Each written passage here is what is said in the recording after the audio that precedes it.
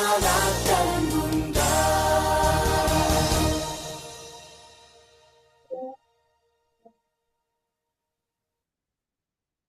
Assalamualaikum warahmatullahi wabarakatuh. Selamat pagi dan selamat dalam dan salam sehat untuk kita semua. Apa kabar rekan-rekan Risa Harapan kita pagi ini? Semoga semua dalam keadaan sehat dan penuh semangat ya. Senang sekali hari ini saya bisa menyapa dalam program Wigro edisi ke-12, sebuah ruang belajar dan tumbuh bersama yang digagas sebagai bagian dari penguatan kompetensi SDM kita.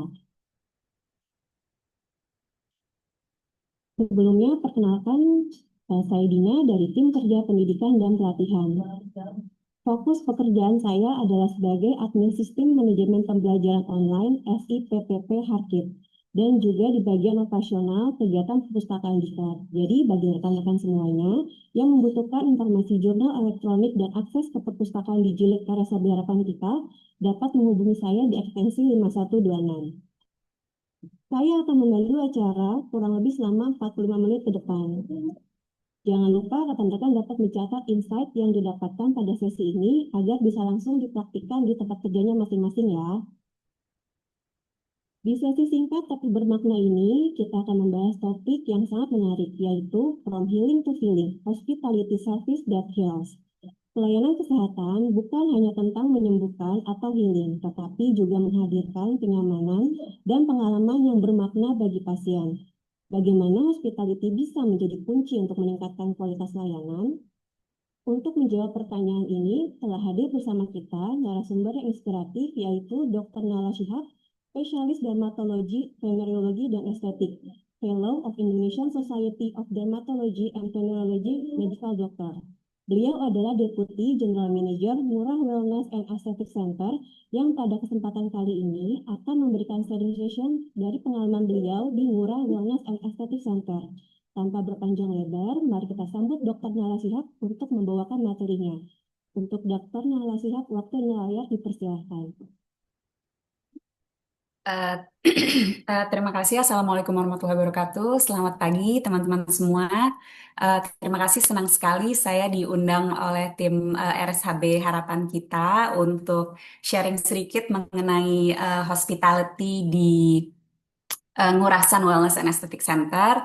Sebenarnya kenapa saya bilang sharing? Karena kami sendiri pun masih terus belajar mengenai hospitality ini. Jadi memang konsep hospitality ini masih terus kami godok. Jadi mudah-mudahan apa yang sudah kami implementasikan, apa yang baik bisa mungkin bisa diikuti atau dicontoh, apa yang belum baik mungkin juga bisa diimprove oleh teman-teman. Mungkin supaya tidak berlama-lama kita bisa mulai. Kami sudah mempersiapkan slide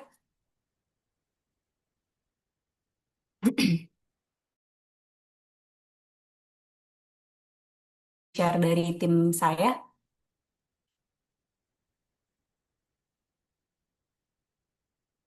Nah, suaraku kedengeran.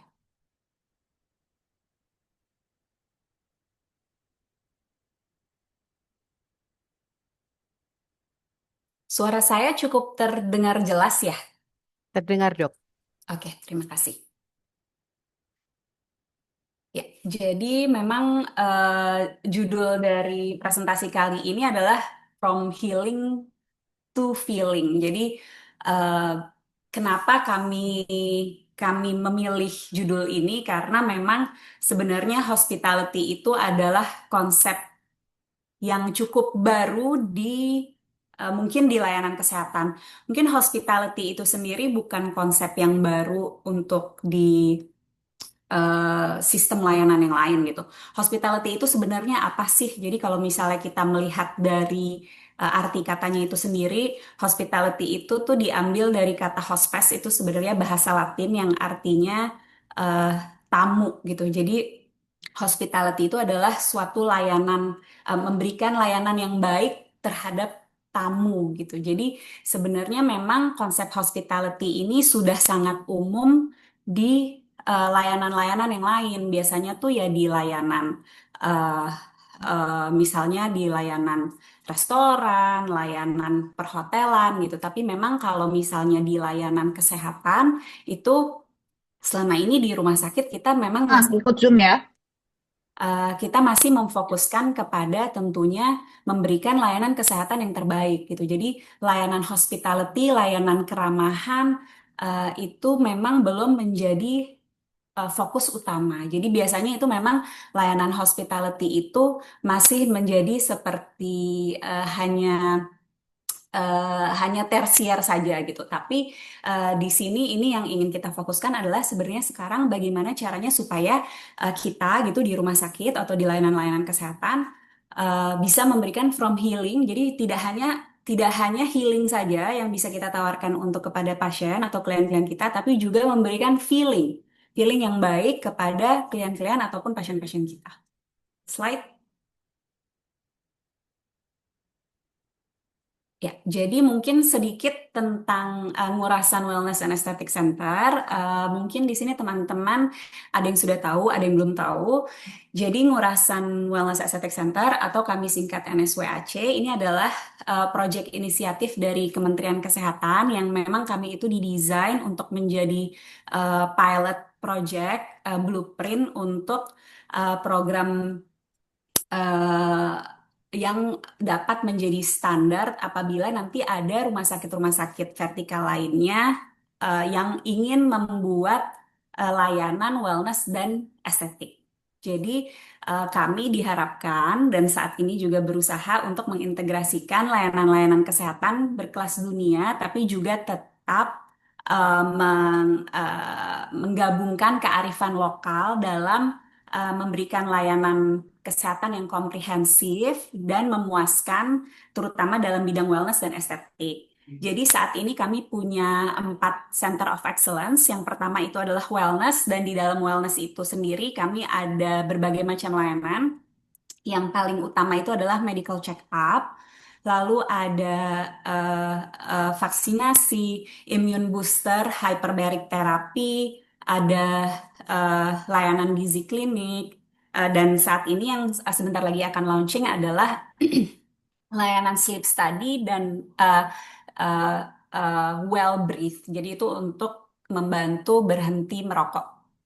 Selain itu, untuk layanan estetiknya kami ada derm estetik atau kulit, ada bedah plastik, dan ada estetik dentistry. Slide. Nah, jadi sebenarnya eh, pada saat kami diminta untuk membuat center ini gitu. Jadi kan memang waktu itu kenapa dipilihnya di Bali itu juga sejalan dengan program pemerintah untuk meningkatkan medical tourism. Jadi PR kami itu adalah gimana sih caranya meningkatkan medical tourism itu di Bali. Sehingga waktu itu kami melakukan berbagai benchmarking. Sebenarnya apa sih yang menyebabkan pasien-pasien Indonesia itu banyak memilih untuk melakukan Baik, di 8 baik, Kak. treatmentnya itu justru ke luar negeri gitu. Barcode. Apakah memang dokter-dokter di luar negeri itu lebih bagus? Rasanya enggak ya. Rasanya dokter-dokter dan perawat-perawat di Indonesia, tenaga-tenaga medis profesional itu di Indonesia semua juga Ini aja. Pakai baik, Kak, sangat soalnya. Ya, itu baik itu gitu. laptop itu. Oh, bisa. Lalu apakah di luar negeri itu memang fasilitasnya sangat jauh lebih bagus gitu daripada di Indonesia gitu? Apakah memang karena tempatnya jauh lebih luxurious, lebih well maintained facilities gitu? Tapi rasanya juga banyak gitu rumah sakit swasta di Indonesia yang juga sangat baik gitu, dan banyak juga orang Indonesia yang pergi ke rumah sakit atau klinik di luar negeri yang bukan yang bukan top top rumah sakit swasta di sana gitu. Apakah yang dicari itu medical equipment-nya? Ternyata bukan itu. Ternyata memang yang dicari itu adalah karena di luar negeri itu mereka sudah mengutamakan hospitality. Jadi memang hospitality ini adalah inti dari best atau inti dari eh, eh, kebaikan dari excellence service gitu. Jadi kepuasan customer, kepuasan pasien itu tuh sangat amat ditentukan oleh bagaimana pengalaman mereka saat berinteraksi dengan bukan hanya dengan tenaga kesehatan ya, jadi bukan hanya dengan dokter, bukan hanya dengan perawat, tapi dengan semuanya. Jadi dari mulai mereka datang, jadi bagaimana interaksi mereka dengan satpam, bagaimana interaksi mereka dengan frontliners gitu. Jadi itu gimana mereka bisa berinteraksi dengan semua staff yang friendly, yang responsif, staff-staff yang emang perhatian, yang memang sangat tulus membantu mereka, itu sangat signifikan dalam meningkatkan tingkat kepuasan mereka pada saat mendapatkan layanan gitu. Jadi memang hospitality ini yang selama ini mungkin nggak dianggap penting, tapi sebenarnya itulah yang membuat pasien atau klien tuh eh, mencari layanan. Ya, slide. Nah, jadi dari hasil pembelajaran kami ini, kami kemudian terus eh, em, mencoba mengolah. Jadi di di di NSWAC ini kami punya divisi khusus hospitality services. Jadi memang itu di bawah kami punya divisi khusus di bawah Mbak Nia namanya, itu tim kami. Di situ ada Gekmas, Mbak Nia, dan ada beberapa timnya cukup besar. Tim hospitality service ini nih bertanggung jawab untuk jadi menganalisa terus mendevelop dan mengimplementasikan apa sih nih hospitality core yang kita perlukan. Jadi tuh benar-benar setiap hari tim ini tuh ya belajar apa sih yang bagus. Jadi mereka melihat dari apa yang dimasukkan dari klien, dan mereka juga belajar dari melihat dari eh, klinik lain, rumah sakit lain, dan lain-lain. Jadi ini memang memang eh, saya nggak bisa bilang hospitality yang sudah ada di sini ini memang yang sudah fix gitu, karena ini memang mungkin kalau misalnya saya diundang untuk bicara lagi bulan depan atau tahun depan, mungkin ini konsepnya juga bisa akan berkembang lagi atau akan berubah. Tapi sejauh ini, jadi kami dan tim itu melihat memang ada 3 pilar dalam hospitality service yang perlu difokuskan. Jadi yang pertama itu yang memang juga sangat penting itu adalah orang-orangnya, jadi people. Yang kedua itu adalah tempatnya, place. Dan yang ketiga itu adalah prosesnya. Jadi kalau people itu ya memang intinya tuh memang di people gitu. Jadi gimana caranya kita bisa membuat orang-orang itu eh, gimana caranya membuat orang-orang itu punya sikap yang tulus dalam memberikan hospitality. Gimana caranya orang-orang itu punya skill dan punya compassion untuk memang ya mereka memang memang intinya mau mau melayani gitu. Jadi dan ini semua, jadi dari medical professional, support staff, ya itu tadi saya bilang security, frontliners, benar-benar semuanya. Harus semua orang ini fokus punya empathy, professionalism, supaya semuanya ini bisa memberikan pengalaman yang positif dan pengalaman yang diingat sama pasien. Itu yang pertama. Yang kedua itu adalah tempat.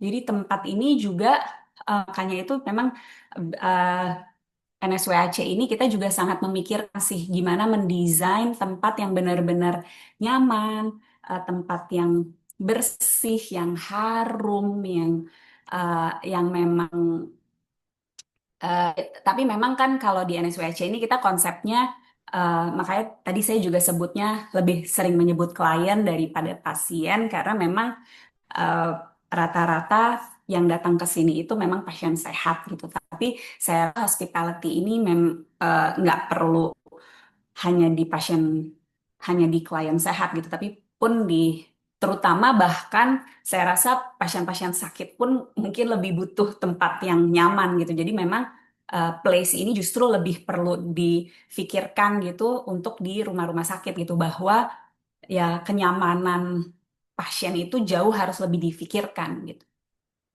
Yang ketiga adalah proses gitu. Nah, ini nih yang mungkin akan jauh lebih menjadi PR yang berat gitu karena eh, eh, mungkin kami itu ada sedikit advantage gitu karena kami baru memulai sehingga kami bisa membuat proses ini. Jadi kami memang sangat mempersonalizekan proses. Jadi segala macam proses sistem IT kami itu kami memang buat sedemikian rupa itu sesuai apa yang kami mau gitu. Jadi memang IT, sistem IT dan lain-lain itu kami sangat adjust sesuai dengan eh, apa yang kami lihat di lapangan, terus kami adjust lagi. Oke, ini yang untuk kenyamanan pasien dan kenyamanan dokter dan kenyamanan frontliners ini seharusnya sistem IT-nya seperti ini, prosesnya seperti ini gitu. Jadi memang untuk proses itu saya rasa yang paling berat di antara pillar of hospitality service. Tapi setidaknya satu dari tiga pilar ini perlu dipenuhi untuk memberikan hospitality yang baik gitu. Ini Tony Sia ini adalah eh, sebenarnya sekarang udah almarhum ya, dia dulu CEO-nya Zappos. Dia selalu bilang bahwa sebenarnya customer service itu harusnya bukan departemen, dia tuh harusnya it should be the entire company karena ya memang ya itu kan inti dari hospitality itu tuh customer service gitu. Jadi harusnya seluruh company itu, seluruh orang yang bekerja dalam seluruh company itu bisa bisa berperan sebagai customer service. Itulah pentingnya hospitality.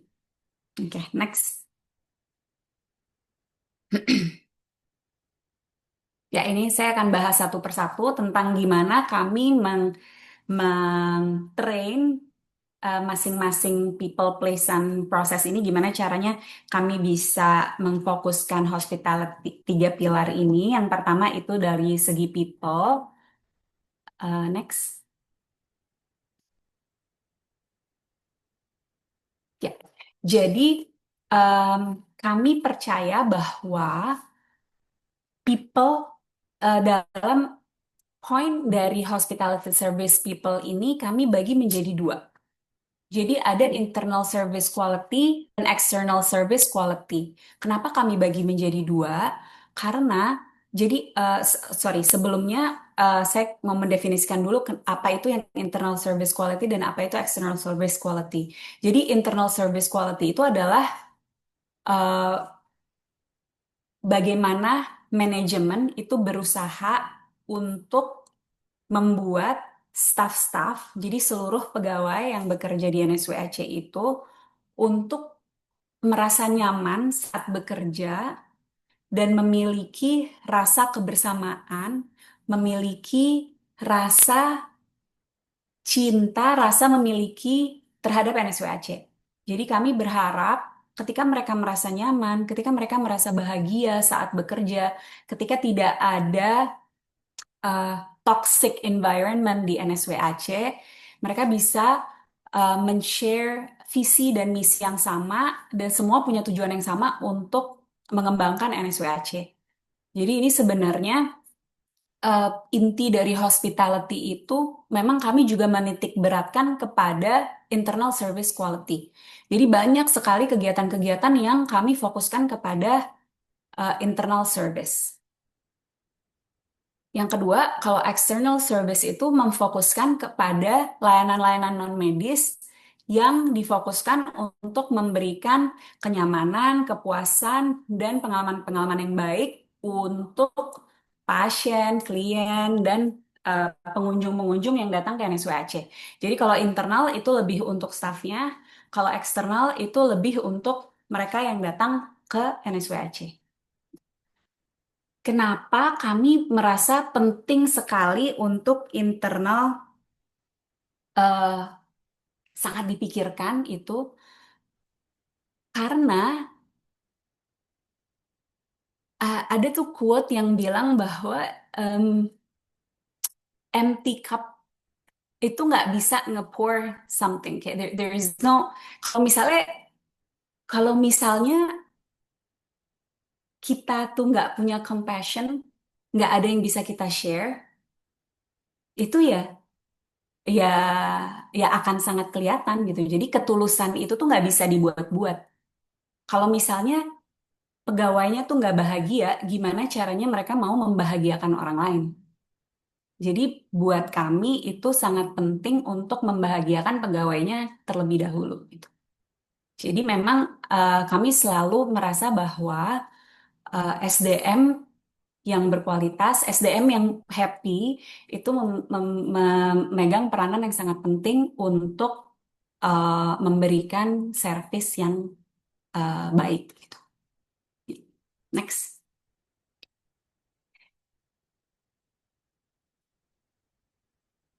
Ya, jadi ini intinya tadi yang seperti yang saya bilang gitu. Ini juga uh, di quotes dari Richard Branson, dia foundernya Virgin Group yang bilang happy employees to lead to happy customers. Jadi emang untuk membuat excellent service itu kan si pemberi servisnya itu benar-benar harus tulus, memang harus punya caring attitude supaya itu semua terlihat gitu. Karena ya pasien atau klien tuh juga akan melihat gitu siapa sih yang tulus, siapa sih yang memang niat membantu gitu. Karena ya maksudnya ya pasti kelihatan lah kalau misalnya orang yang nggak happy tuh juga disuruh nolong orang tuh pasti juga akan setengah-setengah gitu. Jadi makanya eh, untuk meningkatkan customer experience ini kami merasa bahwa em, experience dari employee-nya itu juga harus bagus. Next. Nah, ini juga sejalan dengan sebenarnya Tatuamasi ini adalah eh, prinsip yang ada di Bali. Jadi ini adalah prinsipnya em, Hindu gitu. Jadi Tatuamasi itu I am you, you are me. Jadi kalau misalnya apa yang aku mau kamu lakukan terhadap aku, ya aku lakukan terhadap kamu gitu. Jadi ini juga eh, memang di Rumah Sakit Ngurah itu dalam 1-2 tahun belakangan itu eh, kita banyak dilakukan training untuk hospitality dengan memegang prinsip ini. Jadi memang ada philosophical meaningnya itu unity and empathy. Jadi serve others as you would like to be served. Ini jadi memang kan kalau Bali itu cukup kental gitu dengan hospitality-nya karena memang mereka mereka di Bali ini terutama masyarakat Hindu itu memegang prinsip ini, prinsip Tatuamasi. Dan ini bagus banget ada traditional Balinese greeting. Jadi setiap setiap eh, setiap mereka bertemu gitu disapanya itu dengan Om Swastiastu, itu juga ada doanya May you be safe, supaya saling mendoakan eh, agar aman supaya terus di bless gitu. Jadi ini memang kultur yang ada di Bali itu sangat kental dengan hospitality. Next slide.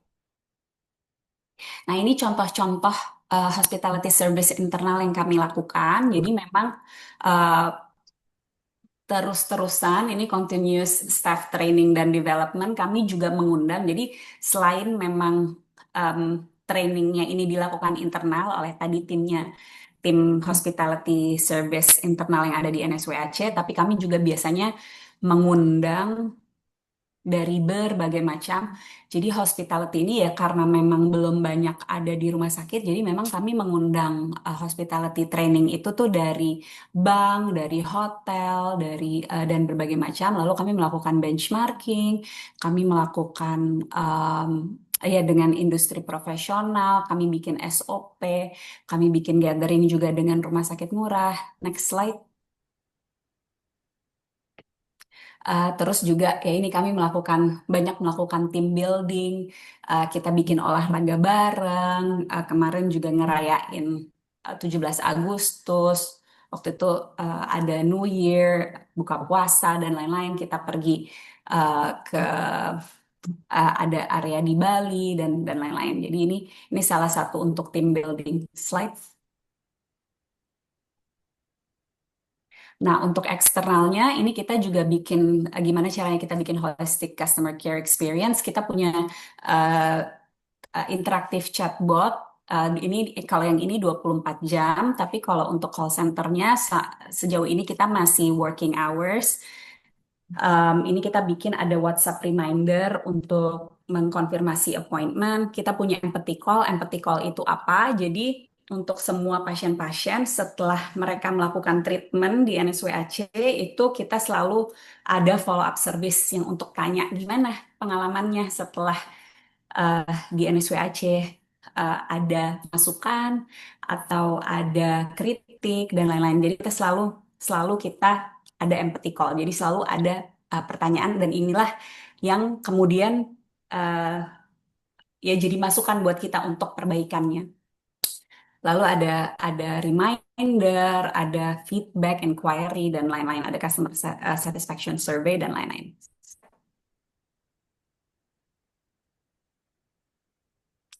Slide. Terus selain itu untuk eksternalnya kami juga banyak melakukan patient appreciation program, kita kasih promo, terus kita kasih complimentary, eh, kalau complimentary beverage selalu ada di situ. Terus kita beberapa kali kerjasama dengan uh, company lain, kita bikin program-program CSR gitu, jadi kita bikin free health check up dan lain-lain. Slide. Ya, itu tadi untuk people, untuk place, ini mungkin sekilas tentang NSWAC, slide. Jadi di NSWAC itu kami sangat memikirkan ya gimana sih bikin supaya customer itu nyaman. Jadi semuanya itu sangat dipikirkan dari mulai lighting, dari mulai baunya tuh seperti apa. Terus kami juga ada background musik dan temperature. Jadi lighting itu memang di NSWAC itu kami pilih lampunya itu semua kuning supaya ini ya maksudnya kita research memang kan kalau warna kuning itu lebih mengurangi stres dan lebih rileks. Aroma itu tim hospitality kami memilih secara khusus aroma yang menenangkan dan lain-lain. Background musik juga dipilih dan temperatur itu kita pilih di set khusus supaya tidak terlalu panas dan tidak terlalu dingin. Slide. Selain itu juga uh, room layout itu juga kita pikirkan sesuai dengan fungsionalnya. Um, Sitting comfort itu juga tentunya sofa-sofa kita pilih yang senyaman mungkin dan juga layoutnya kita pikirkan. Terus juga gimana supaya pergerakan pasiennya itu tidak membingungkan. Itu semuanya sangat difikirkan. Slide. Selain itu juga kita melihat, kita bikin dekorasi, kita banyakin bunga, kita ada lukisan, Iya, uh, banyak katanya. signage supaya pasien juga nggak bingung kalau misalnya ada di sini. Jadi kita banyak sekali ada signage untuk penunjuk arah dan juga ada visual branding. Slide. Yang terakhir ini adalah proses. Ini yang menurut saya sebenarnya paling susah, tapi ya tadi saya bilang kita ada advantage karena baru dimulai, jadi kita bisa sangat personalize. Next. Jadi prosesnya ini kita gimana kita bisa bikin customer journey ini sangat bagus. Jadi ini kita mulai dari pre-registration. Jadi klien itu dia bisa registrasi melalui tiga. Jadi dari website, mobile app, dan call center. Ini supaya, maksudnya tapi pasien juga bisa walk-in datang. Tapi ini untuk memudahkan supaya nggak numpuk di lokasi. Jadi pasien sudah bisa registrasi sebelumnya. Next. Jadi nanti ketika mereka datang itu dari luar itu kita kan juga sudah mentrain security kita. Jadi dari luar itu biasanya mereka begitu datang sudah langsung disapa oleh security team dan security kita itu juga sudah mengerti gimana caranya menggunakan kioski. Mereka yang biasanya mengassist ke area registrasi, membantu di kioski. Setelah itu akan dibantu oleh tim customer service. Slide. Nanti jadi di registrasi kita ada kioski, kita ada area registrasi. Em, ini ya kita pokoknya tadi sesuai dengan layoutnya kita bikin se-smooth mungkin. Next. Setelah itu, ini untuk pasien-pasien medical check up, biasanya ada pre-konsultasi, mereka melakukan initial assessment dan lain-lain di sini. Lalu untuk konsultasinya, biasanya kita di sini sih kita semua ada dokter spesialis, kita ada dokter umum, tapi untuk medical check up dan lain-lain itu kita dengan dokter spesialis. Slide. Kita punya RFID system, ini terutama kita gunakan untuk pasien-pasien medical check up. Jadi pasien tuh juga nggak perlu nunggu lama.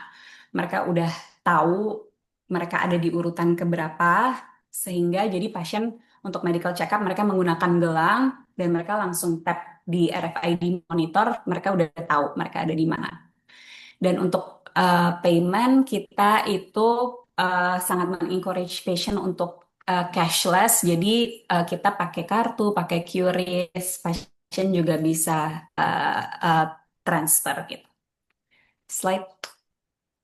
Terus jadi kita kalau setelah payment itu uh, pasien itu kalau misalnya dapat obat, dia akan dapat WhatsApp biasanya eh kalau misalnya obatnya itu lagi dipersiapkan. Ini contohnya gitu kayak your medications are being prepared. Nanti jadi dia akan dikasih tahu kalau misalnya pasiennya udah jadi gitu. Jadi maksudnya pasien tuh Orang nggak kantornya nggak bisa ngantri, nggak? pasien nggak ngantri Nggak bisa. lama di depan Kerja. farmasi. Pasien nggak ngantri lama Sekarang di nggak depan bisa. farmasi. Pasien nggak ngantri Oh, lama di belum ada. pasien nggak ngantri lama di depan farmasi, jadi sebenarnya pasien bisa di mana aja, dia tinggal tunggu WhatsApp aja. Kalau misalnya obatnya udah ready, dia tinggal datang ke farmasi untuk ambil. Nah, terus untuk examination resultnya juga karena kita di sini paperless, biasanya examination resultnya itu kita di email. Kecuali kalau misalnya kadang-kadang masih ada sih pasien yang request minta hard copy, ya itu bisa kita fasilitasi. Tapi kita selalu bilang bahwa kita di sini semua paperless, kita juga EMR kita, Electronic Medical Record, itu kita semua adjust, kita semua personalize. Memang kita bikin eh, makanya sebenarnya sampai sekarang tuh ya itu kita masih masih terus kita terus perbaiki gitu. Jadi kita terus perbaiki apa yang menurut kita masih kurang baik itu kita perbaiki untuk kelancaran proses ini. Ini kayak slide terakhir deh. Next. Ya, ya betul slide lah. Sekian sharing dari saya. Semoga ada yang bisa di eh, eh, ya semoga bisa berguna gitu. Em, Seperti yang tadi awal saya bilang, yang baik mudah-mudahan bisa diikuti, yang belum baik mudah-mudahan bisa diperbaiki, bisa diimprove dari teman-teman RSAB harapan kita.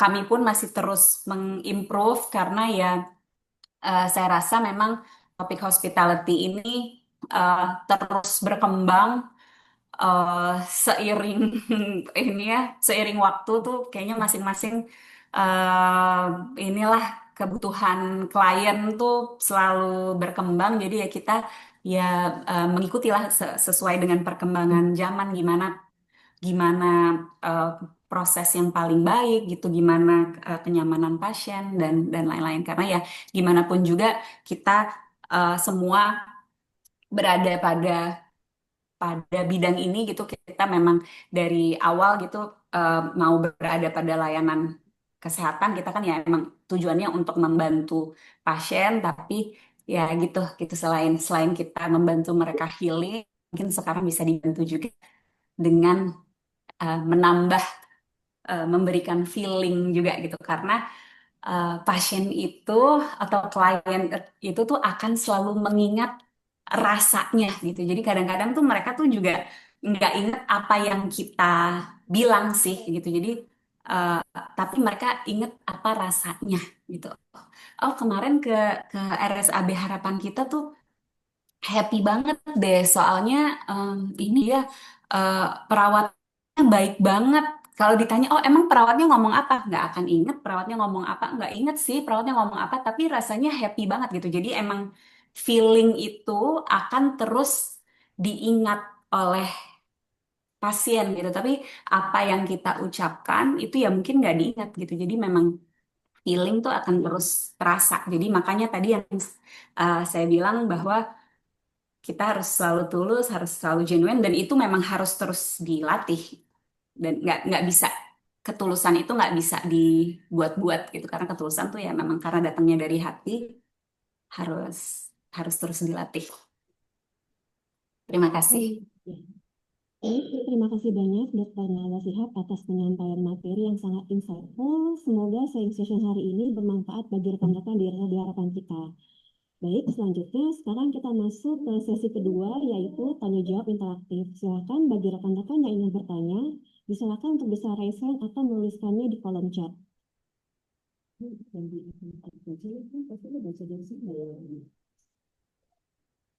Silakan bagi teman-teman yang ingin bertanya, bisa raise hand. Baik, Dr. Enda, dipersilakan. Terima kasih. Nomor satu, Mbak, siapa tadi moderatornya? Kayaknya suaranya kurang bagus. Mungkin headsetnya bisa diganti atau bahkan dilepas. Dokter Nahla, terima kasih banyak sudah berkenan untuk sharing kepada kami ya. Jadi saya pernah mengikuti share paparan Dokter Nahla juga pada saat di koordinasi oleh TKPK kalau nggak salah waktu itu ya, sharing dari Ngurasan. Nah, ada yang menarik, waktu itu saya ingat bahwa di Ngurasan itu punya hospitality divisi sendiri ya kalau nggak salah. Nah, sebetulnya divisi hospitality ini apakah harus dibuat di suatu rumah sakit? Kemudian sebaiknya ada di mana dan kemudian apa yang dikerjakan oleh divisi ini selain melakukan pelatihan? Apakah ada melatih tiap hari kah, turun ke lapangan tiap hari kah? Mungkin bisa diceritakan apa yang dilakukan di sana. Terima kasih, Dokter Nahla. Terima kasih Dokter Enda untuk pertanyaannya. Jadi em, sebenarnya kalau ditanya perlu ada atau enggak dok, kalau ditanya ke saya sih saya merasa sangat perlu dok. Karena ya itu tadi saya merasa itu yang menjadikan pembeda kami gitu dengan mungkin klinik atau rumah sakit lain karena adanya tim hospitality ini. Jadi tim hospitality ini adanya itu di bawah manajer eh, admin dan auxiliary dok. Jadi ini adalah asisten manajer hospitality service. Nah, hospitality service ini nanti dia membawahi eh, banyak hal tuh dok. Jadi dia membawahi, eh, terutama membawahinya itu frontliners, call center, dan lain-lain. Jadi yang dilakukan itu tadi seperti yang saya bilang. Jadi sehari-harinya itu tim hospitality service ini asisten manajernya itu eh, eh, Mbak Nia dan Gekmas itu berusaha untuk menganalisis, mendevelop dan mengimplementasikan hospitality core gitu. Jadi mereka memang turun ke lapangan. Jadi sehari-hari mereka memang turun ke lapangan untuk melihat apa yang terjadi di lapangan. Jadi mereka ngelihat gimana tuh tim frontliners, gimana tim nurse, gimana tim dokter itu, gimana tim call center itu meng eh, maksudnya gimana caranya mereka bersikap, gimana attitude-nya mereka terhadap pasien gitu. Terus juga ya mereka eh, mempelajari survei dan lain-lain. Dan mereka juga melakukan training secara reguler gitu. Jadi trainingnya ini nanti beda-beda dok. Jadi kadang-kadang kayak eh, minggu lalu tuh trainingnya tuh terhadap security. Sebelumnya itu trainingnya terhadap cleaning service gitu. Jadi memang trainingnya ini terus-terusan ada.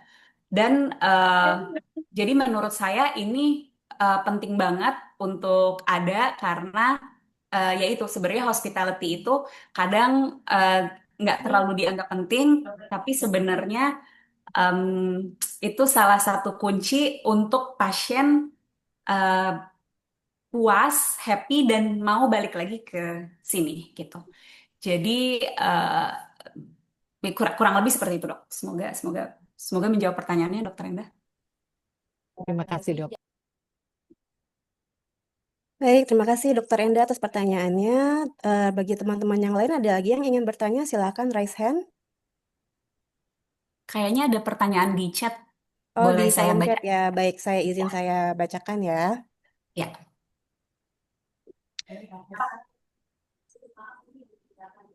Hmm, Dari Mbak Eri, halo Dokter Nahla, izin bertanya. Tadi disebutkan bahwa people menjadi 3 hal penting dalam hospitality service. Bagaimana Rumah Sakit Murah meng-hire orang-orang yang qualified? Apakah ada parameternya? Satu lagi dok, untuk RFID, apakah digunakan untuk WAC saja atau untuk seluruh layanan yang ada di Rumah Sakit Murah? Terima kasih. Ya, terima kasih untuk pertanyaannya. Jadi, kita dalam hal rekrutmen pegawai, jadi yang kami lakukan itu waktu itu adalah, dan saat ini sebenarnya kami juga lagi proses rekrutmen lagi. Yang pertama itu kami mencoba merekrut dari pegawai rumah sakit murah. Jadi kami tapi pegawai rumah sakit murah itu kami lakukan interview juga. Jadi dilakukan interview sesuai dari apa yang kami butuhkan. Jadi misalnya saya dan tim itu kami mencari eh, yang rekrutmen awal itu tentunya kami mencari asisten manajer apa saja, staf apa saja, perawat apa saja. Jadi awalnya kami mencari dari pegawai rumah sakit murah, kami lakukan interview dan lain-lain. Ketika ini tidak terpenuhi, kami melakukan open recruitment karena unit bisnis kami bisa melakukan open recruitment dan tidak perlu eh, PNS. Jadi statusnya itu adalah pegawai kontrak. Eh, itu kita bikin kualifikasi sendiri. Parameternya itu berbeda-beda, eh, tergantung tugasnya apa. Jadi kita bikin bikin parameter sendiri-sendiri yang sangat eh, ini sangat sangat detail. Jadi maksudnya ya kalau misalnya apa yang kita cari gitu, kayak misalnya kemarin untuk tim hospitality itu apa yang kita cari, pendidikannya apa, experience-nya harus apa, terus untuk tim IT itu harus apa, untuk tim marketing itu harus apa, dan lain-lain. Terus untuk RFID itu hanya eh, sejauh ini hanya di WAC saja, belum di rumah sakit murah. Baik, terima kasih Dokter Nahla atas penjelasannya. Berikut ada yang raise hand, yaitu Mbak Indriani dari Rawat Jalan Eksekutif. Silakan Mbak Indriani.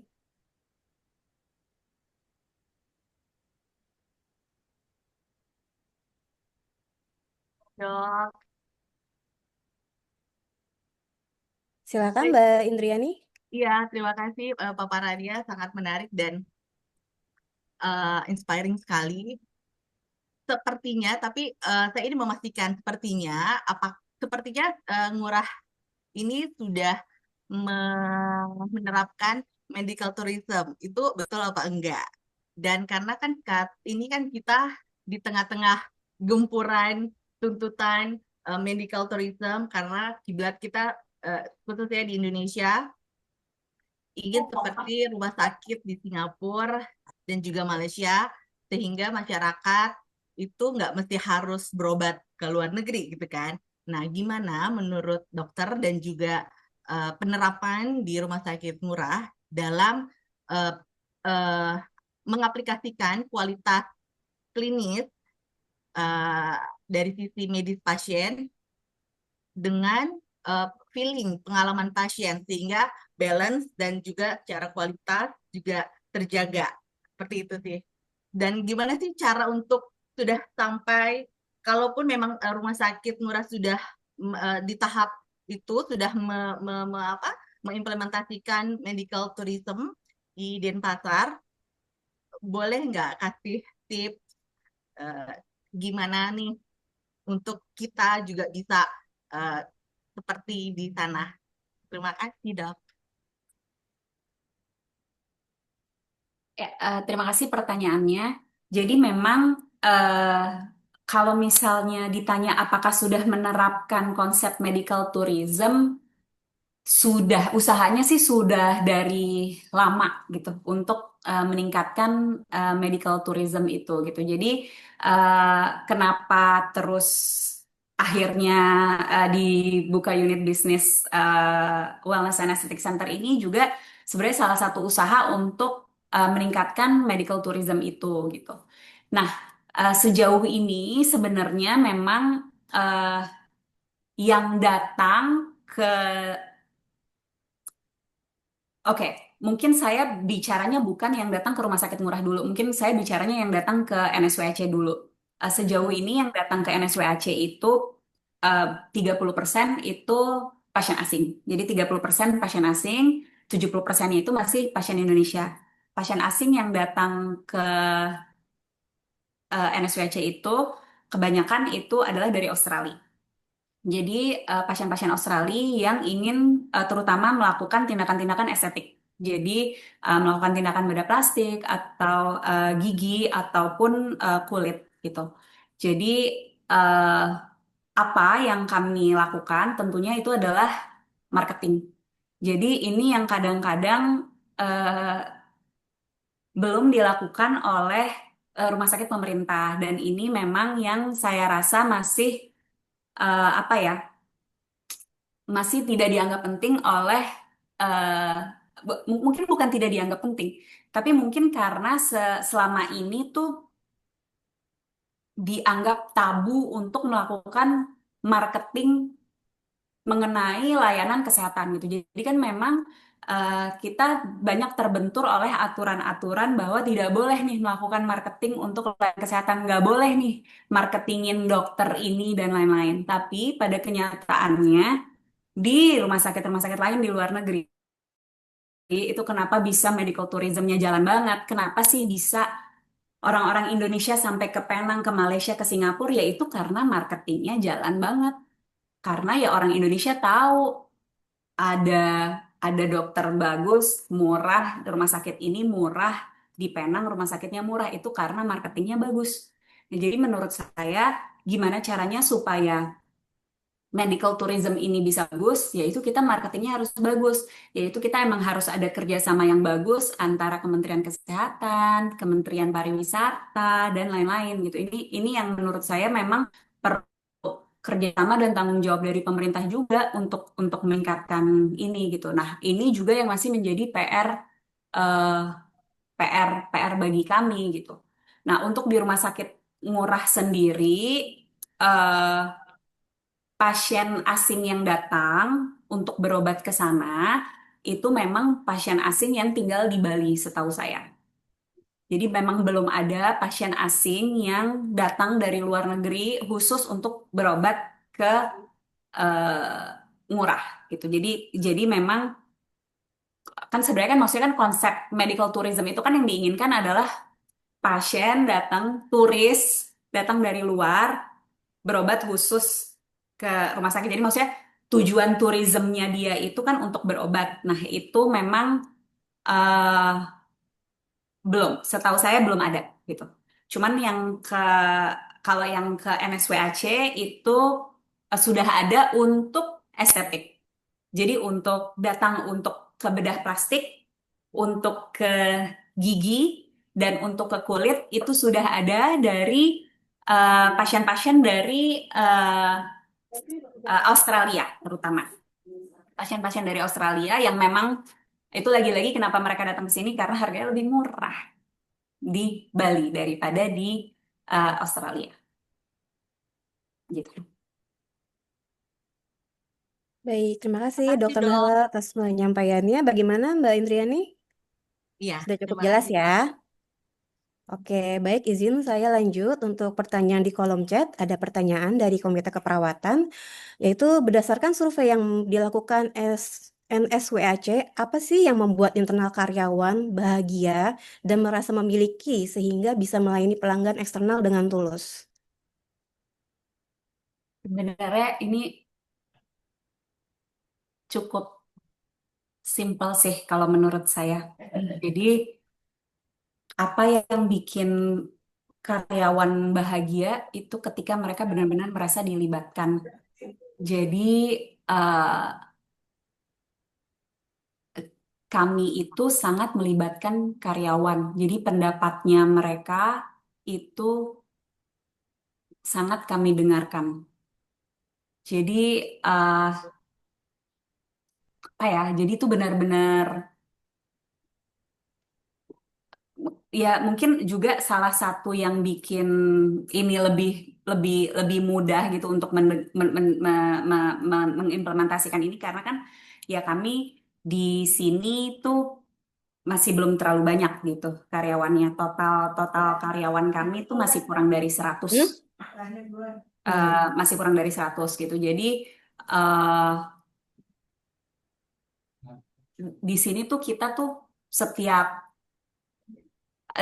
dan kami sebagai sebagai unit bisnis itu kan ini kan NSWC itu kan unit bisnis kan kami tuh juga eh, didorong gitu ya didorong baik oleh rumah sakit murah dan juga oleh eh, Kemenkes gitu selalu selalu yang didorong itu adalah gimana nih eh, revenue-nya dong revenue-nya harus harus tinggi gitu revenue harus tinggi ayo gitu jadi eh, itu yang kami selalu pikirkan bersama-sama gitu.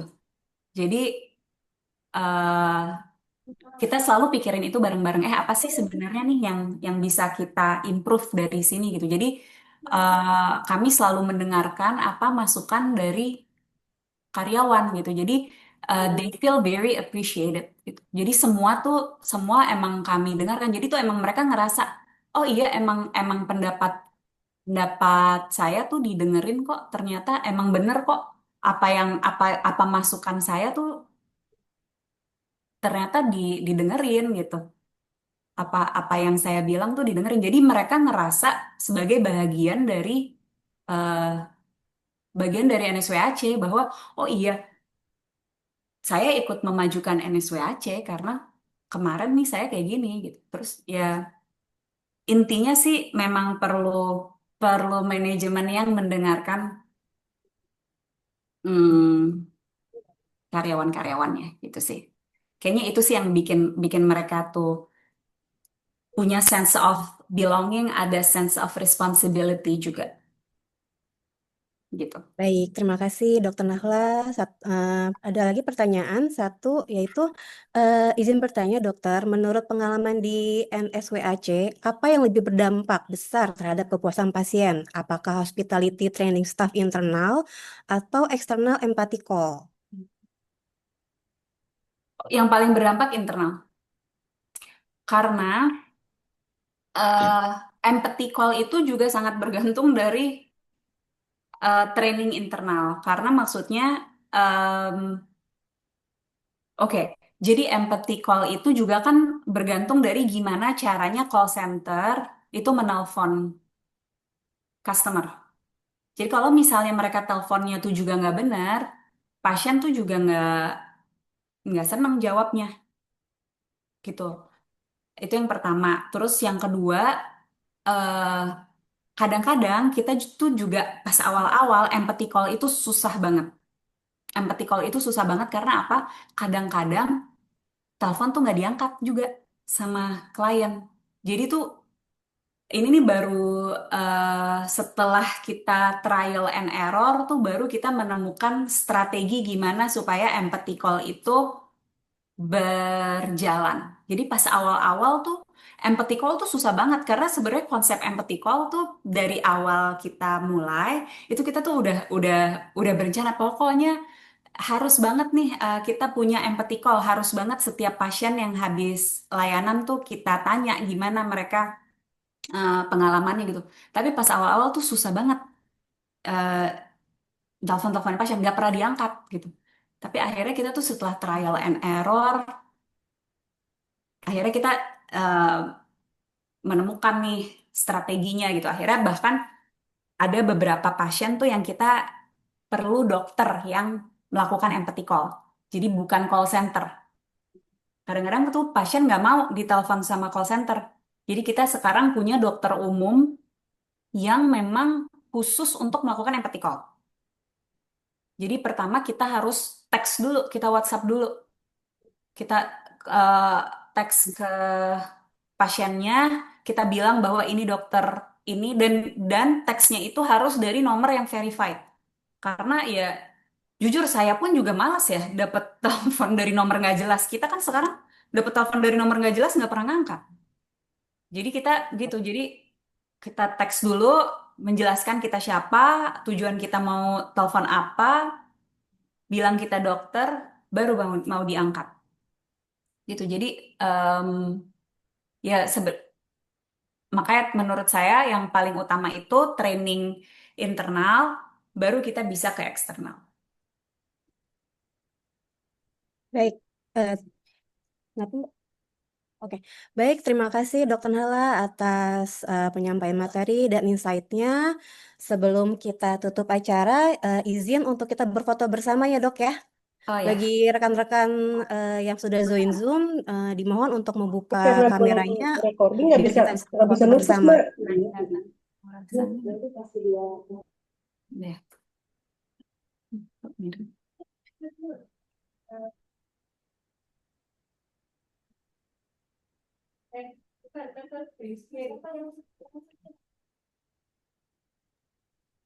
Baik, screen pertama ya. Em,